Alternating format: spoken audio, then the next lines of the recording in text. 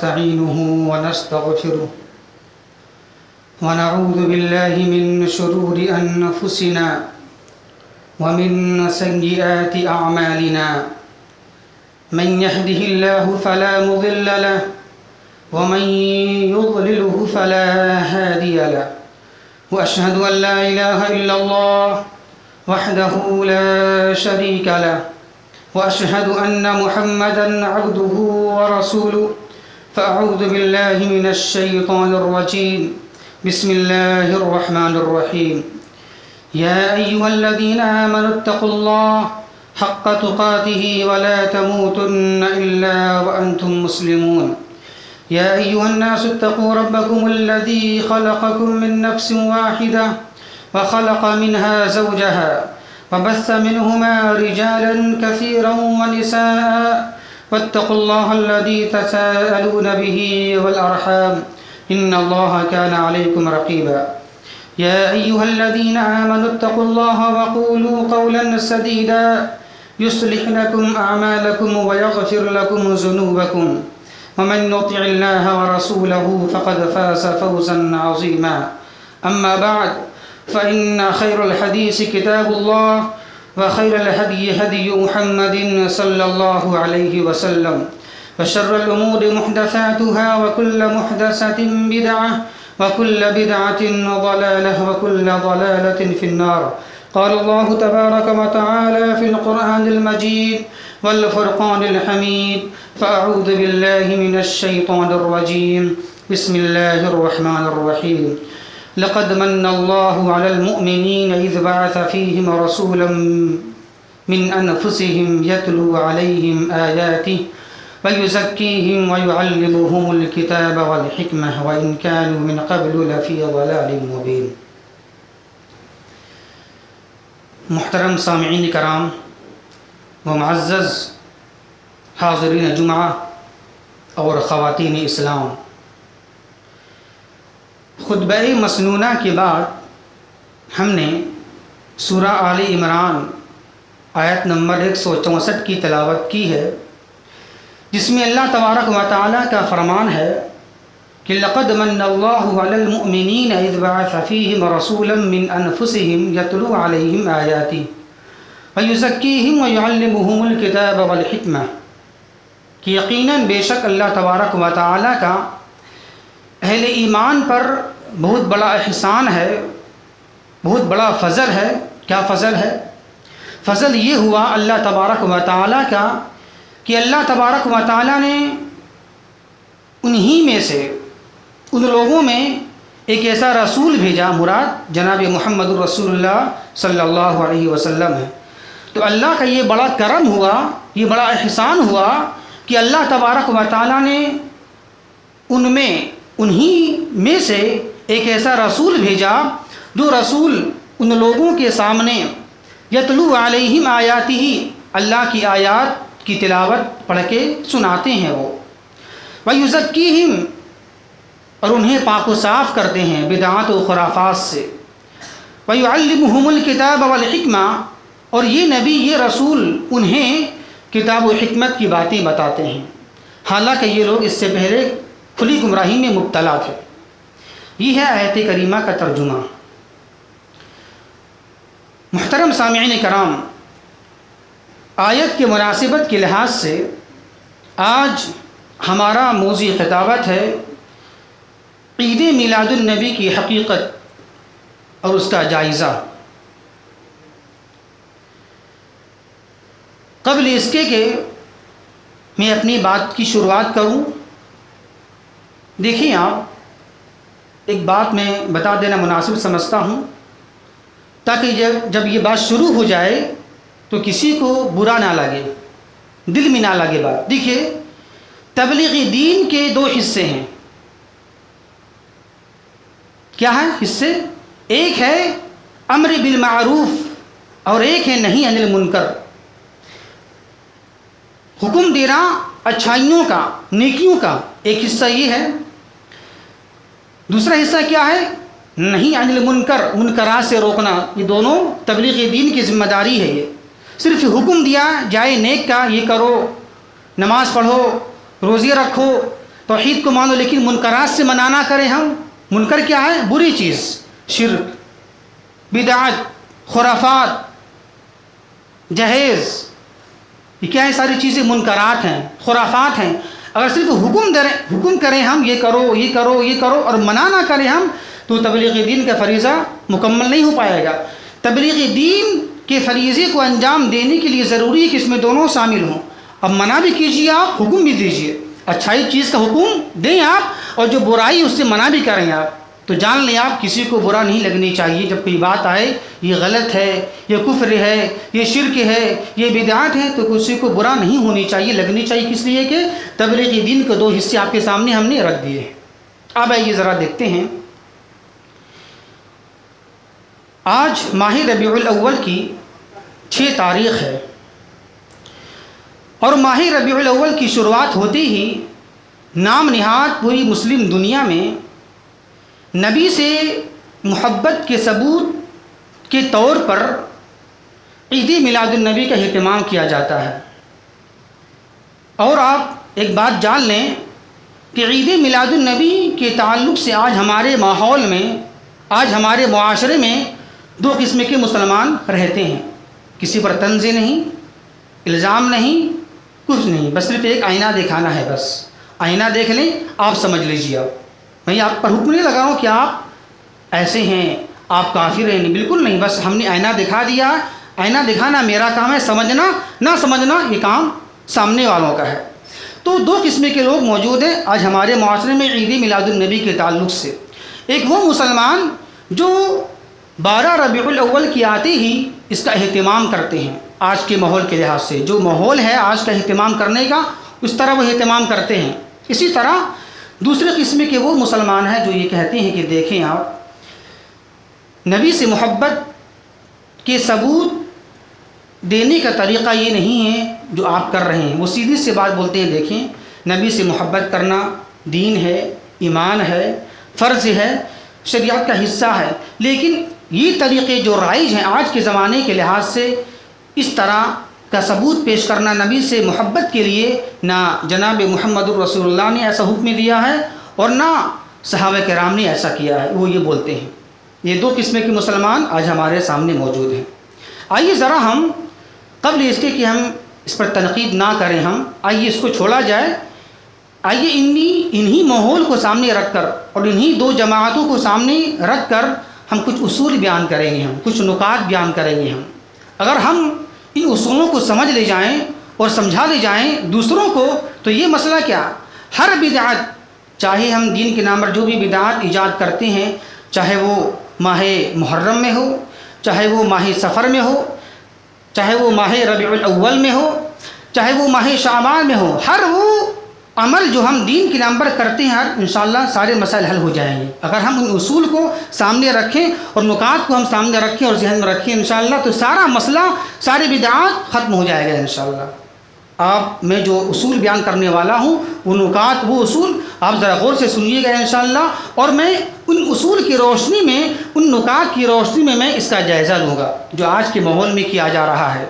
آئیے ہم دیکھتے ہیں اسلام کے وہ اصول کیا ہیں، وہ نکات کیا ہیں. اگر ہم ان نکات کو سمجھ لے جائیں اور سمجھا لے جائیں گے ہم، تو انشاءاللہ ساری بدعات و خرافات، سارے رسم رواج ختم ہو جائیں گے. آئیے ذرا دیکھتے ہیں وہ اصول کیا ہیں. اسلام کا سب سے پہلا اصول کیا ہے کہ اسلام نام ہے قرآن و حدیث کا. اتنا جان لیں آپ، اس کو ذہن میں رکھیے. جتنی باتیں میں پیش کروں گا اور آئندہ جو کرنے والا ہوں سب کو ذہن میں رکھیے، اور پھر اس اصول کو سامنے رکھتے ہوئے آج کی جو خرافات ہے اس کو ملا لیجیے، انشاءاللہ مسئلہ حل ہو جائیں گے. مجھے بولنے کی ضرورت نہیں ہے، غلط ہے صحیح ہے آپ جائزہ خود لے لیجیے گا انشاءاللہ. تو پہلا اصول کیا ہوا، اسلام نام ہے قرآن و حدیث کا. مطلب کیا ہے، اسلام وہی ہے جو قرآن میں ہے، جو حدیث میں ہے. جو قرآن میں نہیں ہے، جو حدیث میں نہیں ہے، وہ اسلام کبھی بھی نہیں ہو سکتا ہے.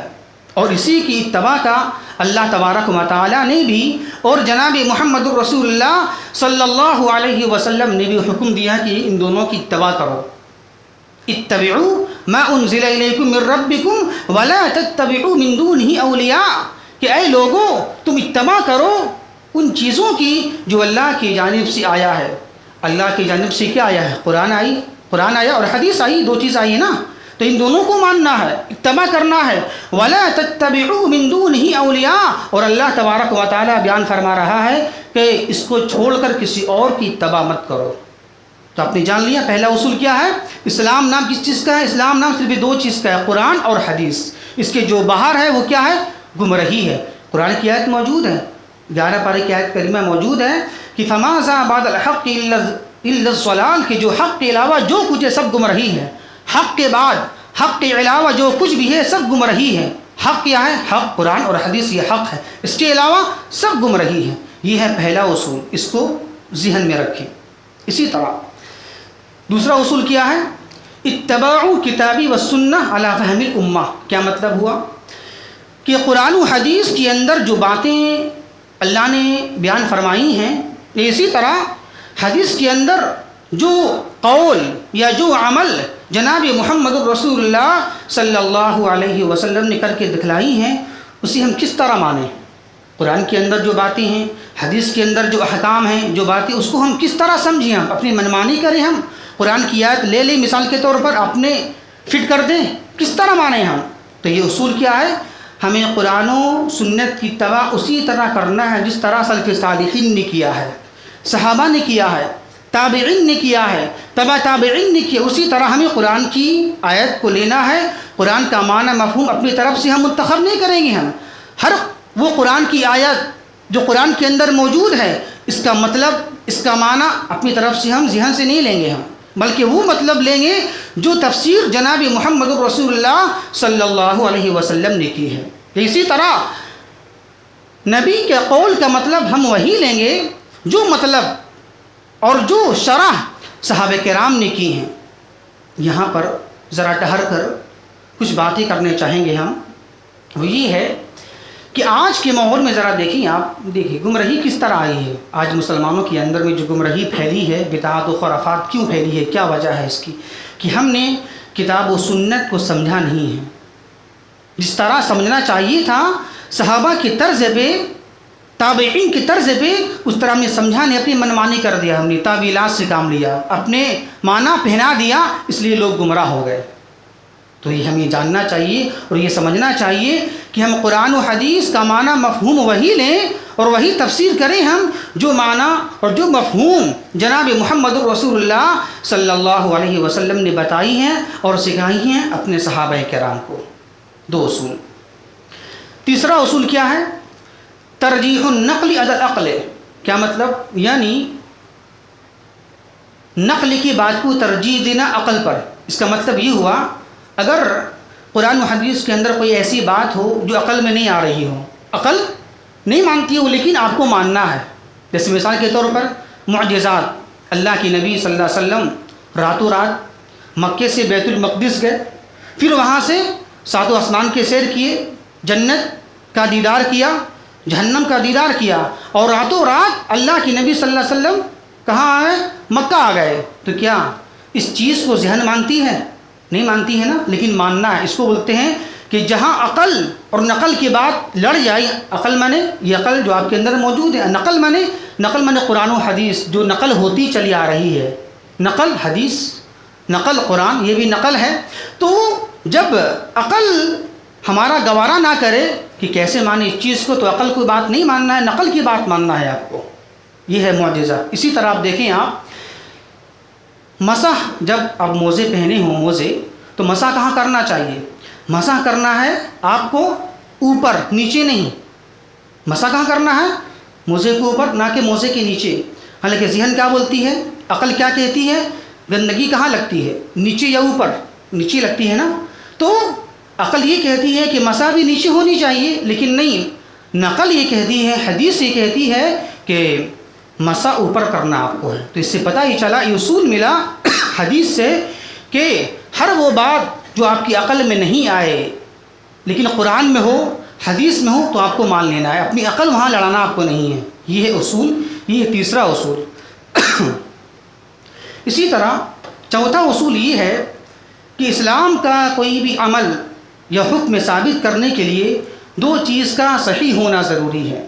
مثال کے طور پر اگر آپ کوئی چیز ثابت کرنا چاہ رہے ہیں کہ یہ چیز اسلام کے اندر میں ہے، تو اس کے لیے دو چیز کا صحیح ہونا ضروری ہے۔ ایک چیز یہ ہے کہ وہ دلائل جو آپ پیش کر رہے ہیں، دے رہے ہیں، وہ دلائل بالکل صحیح ہوں، ضعیف نہ ہوں، موضوع نہ ہوں،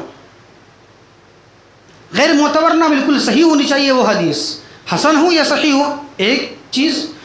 دوسری چیز یہ ہے کہ وہ دلائل جو آپ دے رہے ہیں اپنے وہ دعوے کے مطابق ہو، ایسا نہیں دلائل کچھ اور دعویٰ کچھ اور ہو رہا ہے، نہیں، بلکہ وہ دلائل آپ کے دعوے کے مطابق میچ ہونا چاہیے، بالکل ملنا چاہیے۔ تو یہ دو چیز کا صحیح ہونا ضروری ہے۔ مثال میں دے کے سمجھاؤں آپ کو، جیسے کچھ لوگ یہ کہتے ہیں، پیش کرتے ہیں دلیل، اختلاف امتی رحمہ، میری امت کا اختلاف یہ رحمت ہے، لیکن یہ حدیث صحیح نہیں ہے اور موضوع ہے یہ حدیث۔ اسی طرح کچھ لوگ یہ پیش کرتے ہیں دلائل کے طور پر، دلائل تو صحیح قرآن کی حدیث کی ہوتی ہے، لیکن اس سے سمجھ جو لیتے ہیں غلط لیتے ہیں سمجھ وہ، تو ہمیں سمجھ بھی صحیح لینا ہے، جو طریقہ اور جو سلیقے سے سمجھایا ہے اس معنی کا احترام کرتے ہوئے وہی معنی مجھے لینا ہے۔ تو یہ اصول ہیں کہ دو چیز کا صحیح ہونا ضروری ہے، ایک یہ کہ وہ دلائل بالکل معتبر ہوں، حدیث صحیح ہو، اور دوسرا یہ کہ وہ دلائل معتبر ہوں لیکن آپ کے دعوے کے مطابق ہونا چاہیے وہ، یہ ہے اصول۔ اسی طرح ایک اصول یہ ہے کہ پانچواں اصول کیا ہے اسلام کا، کہ ہر وہ بات جو نبی کا نام لے کر بیان کیا جائے ضروری نہیں کہ وہ حدیث رسول ہی ہو جائے۔ دیکھ لیں آپ، ایک بات جانیں آپ، حدیث کے اندر بخاری مسلم کو چھوڑ کر ابو داؤد، ترمذی، نسائی، ابن ماجہ، بہت ساری اور حدیث کی کتاب ہیں، حدیث کے اندر بہت ساری ایسی چیزیں بھی آ گئی ہیں کہ پہلے لوگوں نے، شروعات کے لوگوں نے، وہ حدیث نہیں ہے لیکن لوگوں نے کیا کیا، وہ حدیث بنا کر پیش کر دیا، نبی کا قول نہیں، نبی کا عمل نہیں، لیکن لوگوں نے کیا کیا، نبی کی طرف منسوب کر دیا کہ نہیں یہ بھی نبی کا عمل ہے، یہ بھی نبی کا قول ہے۔ تو اس سے پتہ ہی چلا ہر وہ بات جو نبی کا نام لے کر بیان کیا جائے ضروری نہیں کہ وہ حدیث رسول ہی ہو جائے، جب تک کہ اسے اصول حدیث کی ترازو میں پرکھ نہ لیا جائے۔ جب بھی کوئی بات آپ کے سامنے آ جائے حدیث کے تعلق سے تو آپ پرکھیں، آپ جانچیں آپ کہ وہ حدیث محدثین کی نظر میں صحیح ہے یا نہیں ہے، کیونکہ بہت سارے لوگوں نے نبی کی طرف منسوب کر دیا ہے، بات لگا دیا بات، حالانکہ نبی نے وہ بات کہی نہیں، لیکن پھر بھی لوگوں نے منسوب کر دیا اور وہاں تک پہنچا دیا کہ نہیں نبی نے ایسی بات کہی ہے، اور یہ خود نبی کی پیشن گوئی ہے۔ مسلم کی حدیث ہے، جناب محمد الرسول اللہ صلی اللہ علیہ وسلم بیان فرماتے ہیں کہ ایک زمانہ آخری وقت میں کچھ دجال کذاب پیدا ہوں گے، اور جو دجال دو کذاب تمہارے پاس ایسی حدیثیں لے کر آئیں گے جسے تم نہ اور نہ تمہارے باپ دادا نے سنی ہوگی وہ حدیث، تو سن لو۔ جب ایسے لوگ پیدا ہو جائیں جو میرا نام لے کر حدیث بیان کریں تو سن لو، ایسے لوگ جب پیدا ہو جائیں آ جائیں تو ان سے بچتے رہنا، کہیں ایسا نہ ہو کہ تمہیں فتنے میں ڈال دیں، فتنے میں مبتلا کر دیں لوگ۔ تو دیکھیں نبی کی پیشن گوئی ہے، وہ مسلم کی حدیث میں ہے کہ کچھ لوگ ایسے پیدا ہوں گے جو نبی کا نام لے کر نبی کی بات کو بیان کریں گے، منسوب کریں گے۔ تو ہمیں یہ چاہیے کہ ہر وہ بات جو نبی کا نام لے کر بیان کیا جائے اس کی تحقیق کر لیا جائے کہ واقعی میں یہ حدیث رسول ہے کہ نہیں، یا پھر یہ حدیث محدثین کی نظر میں صحیح ہے یا نہیں ہے، یہ ضروری ہے۔ اسی طرح ساتواں اصول کیا ہے، یہ آپ کا چھٹا اصول کیا ہے اسلام کا، کہ ہر وہ عمل جسے دین سمجھ کر کیا جائے، صحیح سمجھ کر کیا جائے، حالانکہ وہ دین کا حصہ نہ ہو تو وہ عمل کیا کہلائے گا، بدعت کہلائے گا۔ اس کو ذرا سمجھیں، سمجھا سکتا ہوں نا میں، بدعت کسے کہتے ہیں؟ ہر وہ عمل جو جسے صحیح سمجھ کر کیا جائے، دین سمجھ کر کیا جائے، حالانکہ وہ دین میں داخل نہ ہو تو وہ عمل کیا کہلائے گا، وہ عمل بدعت ہوگا۔ دیکھیں بدعت کا معنی کیا ہوتا ہے، بدعت کا مطلب یہ ہوتا ہے کہ وہ عمل دین کے اندر داخل نہ ہو، وہ عمل اللہ کے نبی صلی اللہ علیہ وسلم نے کیا نہ ہو، یا وہ عمل اللہ کے نبی نے حکم دیا نہ ہو، وہ عمل بدعت کہلاتی ہے، جس کا ثبوت نہ قرآن میں ہو اور نہ حدیث میں ہو، یہ بدعت ہے۔ اور بدعت کے بارے میں کیا اللہ کے نبی نے بیان فرمایا ہے، حدیث ہے، آپ ہمیشہ سنتے رہتے ہیں خطیب سے جمعے کے دن، کیا کل بدعت ضلالہ، ہر بدعت گمراہی ہے اور ہر گمراہی جہنم میں لے جانے والی ہے۔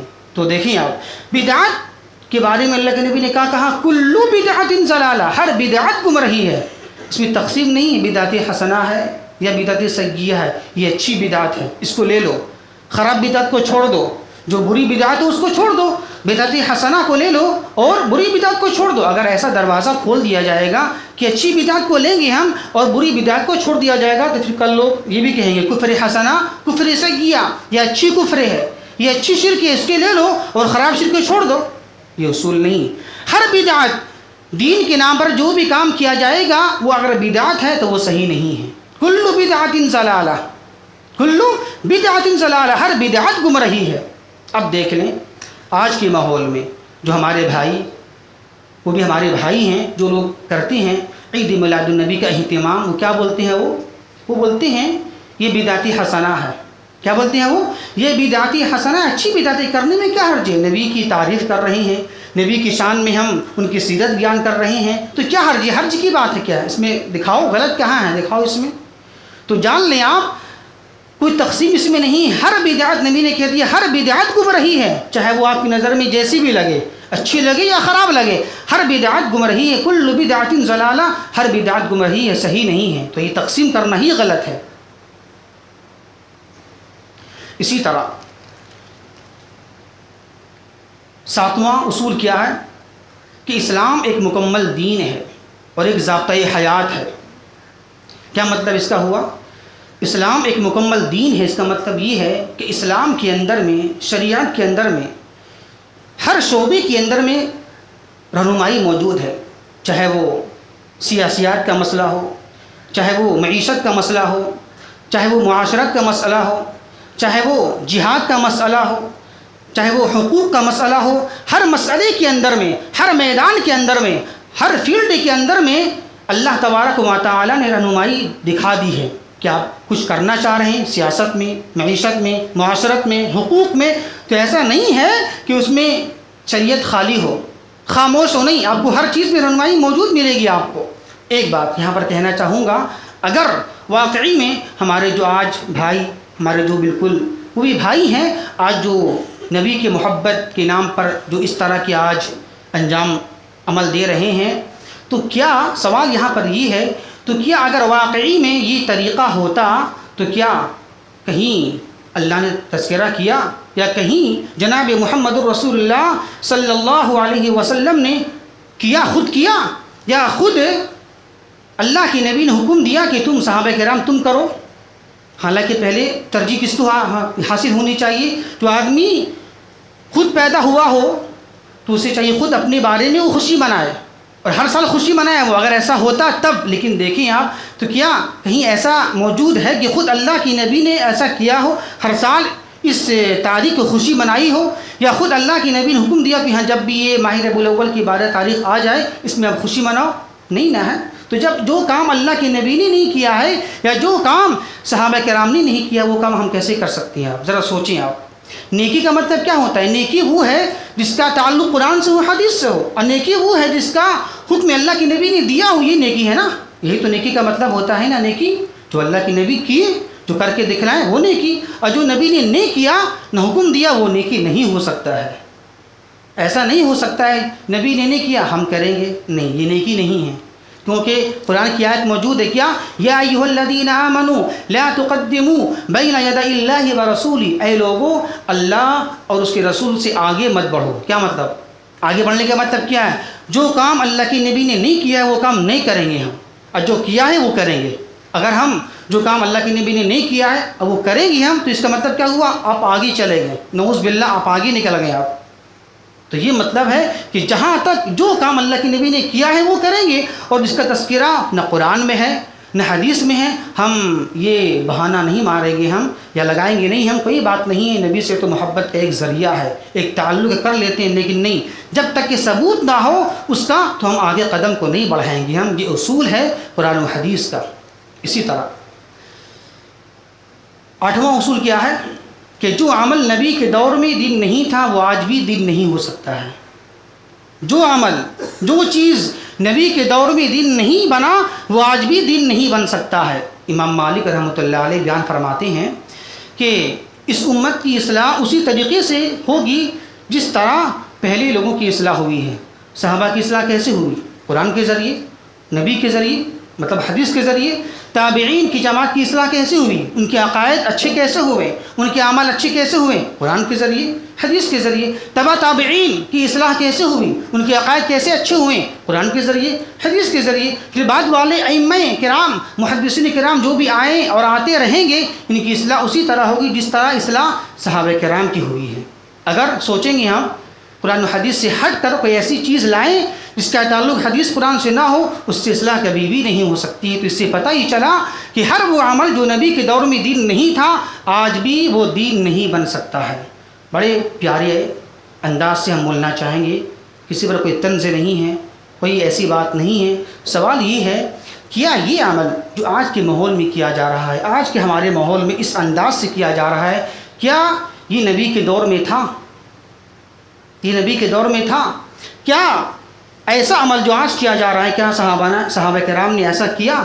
نہیں کیا۔ سوال یہ ہوا کہ نہیں کیا، تو پتہ اس سے یہ چلا جو عمل نبی کے دور میں نہیں تھا، وہ عمل آج بھی دین نہیں بن سکتا ہے۔ یہ کچھ اصول ہیں جو آپ کے سامنے پیش کیے گئے ہیں۔ آئیے ان اصول کو سامنے رکھتے ہوئے ہم کچھ سوالات پیش کرنا چاہیں گے، ہم ہمارے ان بھائیوں کے خدمت میں جو یہ عمل انجام دیتے ہیں۔ پہلا سوال کیا ہے؟ پہلا سوال یہ ہے کہ دیکھیں آپ، اسلام میں سالانہ صرف 2 عیدیں ہیں، سب کو معلوم ہے۔ سالانہ، سال میں کتنی عیدیں آتی ہیں؟ 2 عیدیں، ایک عید الفطر اور ایک عید الاضحیٰ، برابر سب کو معلوم ہے۔ اب یہ بتائیں ہمارے وہ بھائی جو لوگ اس دن کو عید میلاد النبی کے نام سے مناتے ہیں، تو عید جو آپ نے لفظ بولا عید میلاد النبی، یہ تیسری عید کہاں سے آپ نے لایا؟ جب سالانہ صرف 2 عیدیں موجود ہیں شریعت کے اندر میں، تو یہ تیسری عید عید میلاد النبی کے نام سے آپ نے کہاں سے لایا؟ ایک سوال یہ ہو گیا۔ ایک سوال وہی بتا پائیں گے جو لوگ ایسا کرتے ہیں، اور اس کا جواب بھی دیا گیا ہے، لیکن وہی یہاں وہاں سے، بالکل قرآن یا حدیث سے نہیں۔ لیکن سوال ابھی تک باقی ہے۔ اسلام میں صرف 2 عیدیں ہیں اور آج تک 2 عید چل رہی، تیسری عید چوتھی عید کی گنجائش ہی نہیں ہے۔ کسی نے آج تک، نہ صحابہ نے، نہ تابعین نے، نہ تبع تابعین نے، کسی نے 3 عیدیں نہیں منائی ہیں۔ ہاں جمعہ بھی عید ہے، حدیث میں لکھا ہوا ہے جمعہ بھی عید کا دن ہے، لیکن یہ سالانہ عید نہیں، ہفتہ واری عید ہے۔ قرآن کی حدیث کے اندر موجود ہے کہ اللہ نے نبی کے ذریعے سے جمعہ بھی عید کی خوشی کا دن منا دیا ہے اللہ نے تمہارے لیے، تو یہ ہفتہ واری خوشی ہے، لیکن سالانہ میں بول رہا ہوں، سالانہ۔ سال میں کتنی عیدیں آتی ہیں؟ صرف 2 عیدیں آتی ہیں۔ اسی طرح دوسرا سوال کیا ہے؟ جو لوگ اس دن کو عید میلاد النبی بناتے ہیں، حالانکہ یہی دن یوم وفات کا بھی ہے۔ دیکھیں، یوم پیدائش، نبی کی پیدائش کا دن میں اختلاف ہے، اس میں اتحاد نہیں ہے۔ سارے مورخین کے اس میں اختلاف ہے، کوئی کہتے ہیں 2 ربیع الاول، کوئی کہتے ہیں 8 ربیع الاول، کوئی کہتے ہیں 9 ربیع الاول، کوئی کہتے ہیں 12 ربیع الاول، کوئی کہتے ہیں 18 ربیع الاول، بلکہ یہاں تک کہ مہینے میں اختلاف ہے، مہینے کس مہینے میں ان کی ولادت ہوئی، کوئی کہتی ہیں رمضان کے مہینے میں، کوئی کہتی ہیں ربیع الاول کے مہینے میں۔ تو تاریخ تو چھوڑ دیجیے آپ، مہینے میں اختلاف ہے، کس مہینے میں ان کی پیدائش ہوئی ہے، تو دیکھ لیں آپ، اس میں بھی اختلاف ہے۔ لیکن ایک بات میں سب کا اتفاق ہے، سارے مورخین کا، سارے محدثین کا، کہ نبی کی وفات 12 ربیع الاول ہی کی ہوئی ہے، اس میں کسی کا اختلاف نہیں ہے، سب میں اتفاق ہے۔ اب سوال یہاں پر یہ ہے کہ یہ دن یوم وفات کا بھی دن ہے، تو اب یہ بتائیں جو لوگ اس دن یوم عید ملاتے ہیں، خوشی کا دن مناتے ہیں، تو یہ دن یوم وفات کا بھی ہے، تو کیا کریں گے آپ؟ یہ منائیں کہ وہ منائیں آپ؟ حالانکہ اس دن، جس دن اللہ کے نبی کی وفات ہوئی، سارے صحابہ غمگین تھے، مغموم تھے، بالکل آنکھ سے آنسو نکل رہے تھے۔ تو اس دن جو لوگ مناتے، ہم تو غم تو مناتے نہیں، غم کا مسئلہ صرف 3 دن تک کا، بس 3 دن کے بعد غم منانا بھی جائز نہیں، لیکن جو لوگ ایسا کرتے ہیں اس کی خدمت میں یہ سوال ہے، اگر آپ منانا ہی چاہتے ہیں، اگر خوشی بھی، تو ایک طرف غم کا مسئلہ بھی ہے۔ اس دن یوم وفات، مرنے کا، موت کا بھی دن ہے، اور دنیا سے جانے کا بھی دن ہے، تو کیا کریں گے آپ؟ کس کو منائیں گے آپ؟ یوم وفات منائیں گے یا پھر یوم میلاد منائیں گے؟ کیا منائیں گے آپ؟ اس طرح۔ اسی طرح تیسرا سوال یہ ہے کہ جو لوگ اس دن کو عید میلاد النبی سے تعبیر کرتے ہیں، کہتے ہیں، بلاتے ہیں اس دن کو، وہی لوگ اس دن کو 12 وفات کے نام سے بھی تعبیر کرتے ہیں۔ 12 وفات، دیکھیں آپ، کچھ لوگ ایسے ہیں جو اس دن کا 2 نام رکھے ہیں، ایک نام کیا ہے؟ عید میلاد النبی، اور ایک نام کیا ہے اس دن کا؟ 12 وفات۔ کیا مطلب اس کا ہوا 12 وفات کا مطلب؟ 12 وفات کا مطلب یہ ہوتا ہے کہ اس تاریخ کو اللہ کے نبی صلی اللہ علیہ وسلم وفات پا گئے، دنیا سے چلے گئے، یہ مطلب ہوتا ہے۔ لیکن سوال یہاں پر یہ ہے کہ جو لوگ اس دن کو عید میلاد النبی مناتے ہیں اور یہ بھی کہتے ہیں کہ یہ دن بارہ وفات ہے، اللہ کے نبی اس دنیا سے اس تاریخ کو چلے گئے، تو ہمارا سوال یہ ہے کہ ان کا عقیدہ یہ ہے کہ اللہ کے نبی زندہ ہے، تو پھر وفات کہنے کا کیا مطلب ہوا؟ اب ایک طرف وفات بارہ وفات بھی کہہ رہے ہیں، اور پھر ایک طرف یہ بھی عقیدہ ہے ان لوگوں کا کہ نبی زندہ ہے، کیا مطلب اس کا ہے؟ ٹکراؤ، دونوں آپس میں مل جا رہی ہے، بات آپس میں تضاد والی بات ہو جا رہی ہے یہ چیز، ایک طرف عید میلاد النبی، پھر ایک طرف بارہ وفات، پھر ایک طرف یہ کہنا کہ نبی زندہ ہے، تو پھر یہ لفظ کیوں کہا گیا؟ بارہ وفات کیوں بولا جاتا ہے؟ دونوں آپس میں ٹکرا ہو جا رہی ہے بات، کس کو مانا جائے؟ اس کو مانے یا اس کو مانے ہم کیا؟ اسی طرح نبی کی تاریخ کی ولادت کے تعلق سے آپ نے جان لیا اور سمجھ لیا کہ اس میں اختلاف ہے، اور یہ بات بھی جان لیا آپ نبی کی ولادت تاریخ میں اختلاف کا ہونا اس بات کی دلیل ہے، اس بات کی علامت ہے کہ شروع سے اس کو صحابہ تابعین مناتے نہیں تھے، اگر مناتے رہے ہوں گے تو اس میں اختلاف نہیں ہوتا، اس میں اتفاق ہوتا ہے۔ جیسے مثال کے طور پر رمضان ہر سال آتا ہے، لوگ مناتے ہیں، اس میں اختلاف نہیں ہے نا۔ اسی طرح سالانہ عید اور بقرعید، اس میں اختلاف کسی کا نہیں ہے۔ اسی طرح محرم کے 2 روزے 9-10 کا روزہ، اس میں اختلاف نہیں ہے۔ اسی طرح یوم عرفہ کا روزہ، اس میں اختلاف نہیں ہے۔ تو ہر وہ چیز جو شروع سے چلا آ رہا ہو، صحابہ نے کیا، تابعین نے کیا، تبع تابعین نے کیا، اس میں اختلاف نہیں ہو سکتا۔ تو اس میں اختلاف کا ہونا اس بات کی دلیل ہے کہ اللہ کے نبی نے، نہ صحابہ نے، نہ تابعین نے، نہ تبع تابعین نے، نہ محدثین نے اس کو کیا ہو۔ اگر کیا ہوتا تو اس میں اتفاق ہوتا، جیسے رمضان میں اتفاق، عید میں اتفاق، روزہ رکھنے میں اتفاق، محرم کے روزے کب رکھنا ہے اس میں اتفاق ہے، اختلاف ہے، کب رکھنا ہے نہیں رکھنا اس میں اتفاق ہے۔ اسی طرح یوم عرفہ کا روزہ ہے، محرم کا روزہ ہے، اور بھی بہت ساری ایسی چیزیں اس میں اتفاق ہے، اختلاف نہیں ہے۔ تو اس میں اختلاف کا ہونا اس بات کی علامت ہے، اس بات کی دلیل ہے کہ شروع سے یہ سلسلہ اور یہ کام چلا نہیں آ رہا ہے یہ چیز۔ اور آخر میں خلاصہ کلام کے طور پر یہ کہنا چاہیں گے، تو اتنی ساری باتوں کا لب لباب اور خلاصہ یہ ہوا کہ اصول اسلام کی نظر میں اور صحابہ کرام، تابعین اور قرآن و حدیث کی نظر میں یہ عمل دین نہیں ہے، بلکہ عمل کیا ہے؟ دین کے برخلاف بدعت ہے یہ۔ اب جان لیں آپ کہ یہ بدعت ایجاد کب ہوئی ہے؟ یہ بدعت ایجاد ہوئی ہے آپ کی 625 ہجری میں، اور اس کے موجد کون ہیں؟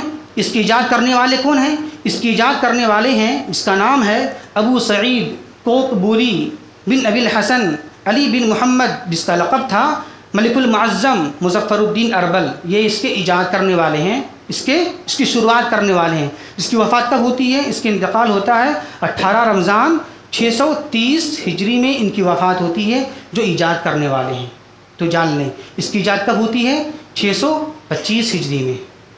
تو اس کا تعلق نبی سے نہیں ہے، صحابہ سے نہیں ہے، تابعین سے نہیں ہے۔ اور آخری بات، بالکل آخری بات کہہ کے میں اپنی بات ختم کرنا چاہوں گا، لیکن کچھ لوگ ایسے بھی ہیں جو اپنے دلائل پیش کرتے ہیں، خوشی مناؤ دلائل پیش کرتے ہیں۔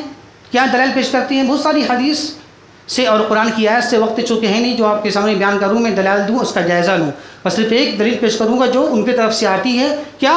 قرآن کی ایک آیت کریمہ ہے 11 پارے کی، کیا؟ قل بفضل اللہ وبرحمتہ فبذلک فلیفرحوا۔ اے نبی کریم صلی اللہ علیہ وسلم، آپ یہ بیان کر دیجئے کہ اللہ کے فضل کی وجہ سے، رحمت کی وجہ سے خوش ہو جاؤ۔ تو اب سوال یہ لوگ یہ کرتے ہیں کہ دیکھیں سب سے بڑا اللہ کا فضل کیا ہے ہمارے اوپر میں؟ نبی کا آ جانا، نبی کا اس دنیا میں آ جانا اور نبی بننا ہمارے لیے بہت بڑا اللہ کا کرم ہے، فضل ہے۔ قرآن کی آیت کریمہ بھی موجود ہے، آپ نے ابھی سنا خطبے کی شروعات میں۔ تو یہ کہتے ہیں کہ سب سے بڑا فضل کیا ہے انسانوں کے اوپر میں؟ نبی کا آنا، نبی بن جانا۔ تو جب نبی آئے یہ اللہ کا فضل ہے، کرم ہے، تو اللہ کہتا ہے اپنے فضل و کرم کے تعلق سے، جب اللہ کا فضل ملے، کرم ملے تو فلیفرحوا، خوش ہو جاؤ۔ خوش ہو جاؤ تو خوش ہونے چاہیے نا۔ سب سے بڑا فضل نعمت کیا؟ اللہ کے نبی کا آنا، تو اللہ کے نبی آئے تو ہم خوش کیوں نہ ہوں؟ قرآن کی آیت ہے خوش ہو جاؤ۔ تو ہمارا سوال یہ ہے، اس سے اوپر والی آیت کریمہ کو ملائیے، پوری آیت کریمہ نہیں ہے، شروع سے لیے اس کے اوپر والی آیت کریمہ کیا ہے؟ شروعات یہاں سے ہوتی ہے، بات کی شروعات کیا؟ یا ایھا الناس قد جاءتکم موعظۃ من ربکم وشفاء لما فی الصدور وہدی ورحمۃ للمؤمنین۔ اے لوگو، تمہارے پاس موعظت، نصیحت آ چکی ہے تمہارے رب کی جانب سے۔ رب کی طرف سے کیا آیا ہے؟ قرآن آیا تو قرآن کو اللہ بول رہا یہ موعظت نصیحت ہے. اسی طرح اللہ کہہ رہا قرآن کے بارے میں یہ قرآن ہدایت ہے اور رحمت ہے مومن کی. اس کے بعد اللہ کہتا ہے قل بفضل اللہ. اس کے بعد والی آیت کریمہ کیا ہے؟ قل بفضل اللہ. اے میرے نبی صلی اللہ علیہ وسلم آپ یہ کہہ دیجئے کہ اللہ کے فضل کی وجہ سے تم خوش ہو جاؤ. تو یہاں فضل سے مراد کیا ہے؟ تفسیر جو مفسرین نے کیا ہے اس سے مراد قرآن ہے. قرآن جو آ گیا تمہارے درمیان اس سے تم خوش ہو جاؤ. یہ اللہ کا فضل ہے, اللہ کی رحمت ہے. یہ مراد یہاں پر ہے, نہ کہ مراد اللہ کی نبی ہیں. کتنی بڑی بات ہے, دیکھ لیں آپ. تو وہی ہم نے بات کر شروع میں کیا بات کی تھی ہم نے؟ قرآن کی تفسیر وہی کرنا ہے جو صحابہ کرام نے کی ہے. اپنی طرف سے لفظ نکال لیں اور یہ بولے کہ دیکھو اس سے یہ بات ثابت ہو رہی ہے, تو ویسا نہیں چلے گا. اسی طرح ایک بات میں کہہ رہا ہوں, ایک سورہ ضحیٰ کی ایک آخری آیت کریمہ کیا ہے؟ وَأَمَّا بِنِعْمَةِ رَبِّكَ فَحَدِّثْ. اپنی رب کی نعمت کی قصہ گوئی کرو, اس کے تعلق سے کلام کرو, بات چیت کرو, مطلب جہاں رہو اس کے بارے میں تذکرہ کرو. تو یہ کہتی ہیں وہ لوگ کہ سب سے بڑی نعمت کیا ہے اس دنیا میں؟ اللہ کی نبی کا آنا ہے. میرے لیے نبی بن کر آئے, ہدایت کا ذریعہ بن گئے اللہ کے نبی صلی اللہ علیہ وسلم. اس سے بڑی نعمت اور کیا ہو سکتی ہے؟ تو اس نعمت کے بارے میں اللہ کا حکم ہے کہ تم قصہ گوئی کرو, بیان کرو آپس میں. تو ہم کیا کریں؟ بیان کرتے ہیں. تو اس میں ہم اس دن تو ہم بیان ہی تو کرتے ہیں. کیا کرتے ہیں ہم؟ نبی کی سیرت بیان کرنا, نبی کی تعلق سے خوبیاں بیان کرنا تو کرتے ہیں اس دن ہم. لیکن سوال یہاں پر یہ نہیں ہے. سوال یہاں پر یہ کہ پورا سال اس طرح کیوں نہیں کیا جاتا ہے؟ ٹھیک ہے کریں, اب آج بھی کیا جا رہا ہے الحمدللہ. یہ تو ایک مسلمان تو روزانہ کرتا ہے نبی کی یاد. اذان دیکھ لیجئے, تکبیر دیکھ لیجئے, ہر چیز میں نبی کا نام تو آ ہی رہا ہے. درود شریف پڑھ لیجئے آپ نماز کے اندر میں. تو سال میں ایک بار وہ منائیں گے جس کا جو کبھی نہیں مناتے ہیں. یہاں تو روزانہ منائی جا رہی ہے بات, ہر وقت نبی کا نام آ رہا ہے. تو اس طرز سے, اس انداز سے جو آج کیا جا رہا ہے, اس طرح نبی کے زمانے میں نہیں تھا. آپ روز کیجیے, آپ کو منع کر رہا, آپ کو روزانہ آپ سیرت بیان کیجیے اللہ کی نبی کا. لیکن نہیں, سوال یہاں پر وہ نہیں ہے. سوال یہاں پر یہ ہے کہ آج کے ماحول کے لحاظ سے جو عمل انجام دیا جاتا ہے, کیا یہ واقعی میں یہ دین ہے؟ یہ اصل سوال ہے. تو یہ کچھ باتیں تھیں. اللہ سے دعا ہے کہ اللہ تبارک و تعالی ہمیں صحیح سمجھ کے توفیق عطا فرمائے. وما توفیق الا باللہ. اور ہمارے معاشرے میں اور ہمارے ماحول میں جو بھی بدعت و خرافات رائج ہیں, غلطی سے انجانے میں اور یا نہیں انجانے میں, جان بوجھ کر یا علمی طور پر جو بھی خرافات ہم کر رہے ہیں, اللہ سے دعا کرتے ہیں کہ اللہ تبارک و تعالی ہمیں اس خرافات کو دور کر دے اور صحیح دین کی سمجھ ہمیں عطا کر. وما توفیق الا باللہ انہ تعالی جواد کریم ملک بر رؤوف الرحیم.